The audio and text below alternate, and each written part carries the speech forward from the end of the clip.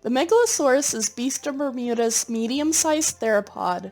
Megalo is a really good choice for players who enjoy playing a carnivore that's a little bit smaller and can be adapted for an all-around playstyle. They're speedy and can deal a pretty good amount of damage. Unfortunately, they don't have a ton of health, but a skilled Megalo player can be dangerous.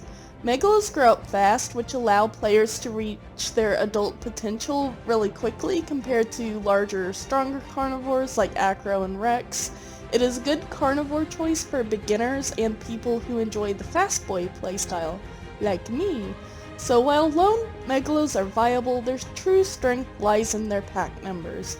They're basically mobbers. A pack of coordinated PvP talented Megalos can take on almost every other creature in game in the right circumstances. But the thing to keep in mind is that Megalos are not tanky and can't afford to take heavy hits, so it is really important for Megalo to avoid those face tanks.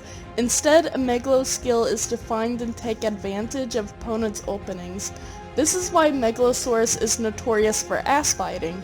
Their speed and turn radius can allow them to sweep in and keep just out of reach of their enemies. And this only really works in the Megalo's favor in flat ground. On an open field, Megalo packs have all of the advantage. In tighter areas where Megalos can't maneuver freely, they are in trouble, so never fight big things in a cave. Megalos can easily become trapped in caves where there's no room to move, so unless you're certain you can kill whatever it is in that tunnel, don't risk losing your dinosaur. Just wait until your target is in a better area. And that's my advice on that. So Megalosaurus has so many viable builds to choose from, and I encourage experimenting and seeing which one works out best for you and your playstyle, but I will explain some combos that I do like. So whether you're someone who chooses to flee or fight, going all the way up the speed tree into speed increase is one of the best things you can do as a Megalo, because they're naturally fast, so ensuring you go 3 out of 3 into this talent just ensures that you are one of the fastest dinosaurs on the server, and it gives you the luxury to choose your battles. If you get inherits that give you 4 out of 3 or 5 out of 3 speed increase, that's even better. So do not try fighting speed Rexes as a Megalo if you do not have speed increase, because they can sprint and catch you. It doesn't really matter which side of the speed tree you go up in my opinion. I like getting Aqua Affinity because I tend to take swimming risks, but Sure-Footed and Strong Legs are also very good Megalo talents. Always get Sneaky. At least 2 out of 3. It always annoys me when people in my group don't get Sneaky. Gosh, so I personally go Nimble-Footed over Heavy. It helps your turn radius when fighting, so that's why I like it. Now, you can't really go wrong with the speed combat build either.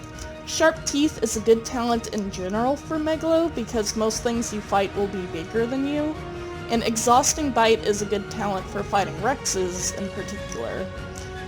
Getting speed in combat talents gives you a really well-rounded Megalo. If you're able to get Bruiser, it does help a lot in certain fights because when you fight as Megalo, it is usually easier to get tail hits in than like body hits, so getting Bruiser allows you to deal more damage to the tail.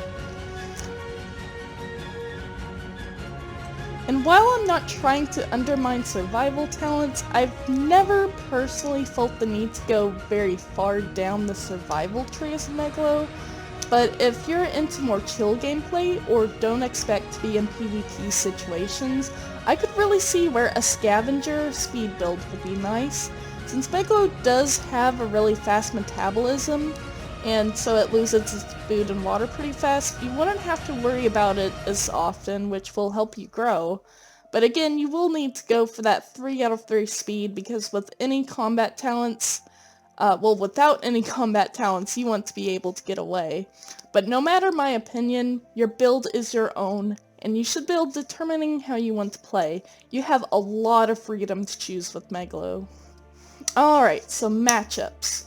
Good matchups for Megalosaurus depend on whether you're solo or in a pack. As a solo meg, you may find that some good hunting targets are small, medium creatures like Paki or Para, or even stray Landlurdu. Ichthys are risky, but they're possible too. You just have to watch out because they have more base health than you, and any juvenile that really shows up tends to be easy prey if you're an adult. So as a group, hunting becomes much easier and you can take on more prey. 2 or more Megalos suddenly make hunting a Rex or an Acro so much more easier. Usually a pack hunting involves circling and juking out your opponents, and you want to always have a Megalo on either side of your target, applying pressure. Look for openings and quickly seize them. Be sure to try and avoid going in to attack at the same time as your packmates because it's really easy to friendly fire. Unless you have S-rank friendship with them, of course, then it doesn't matter.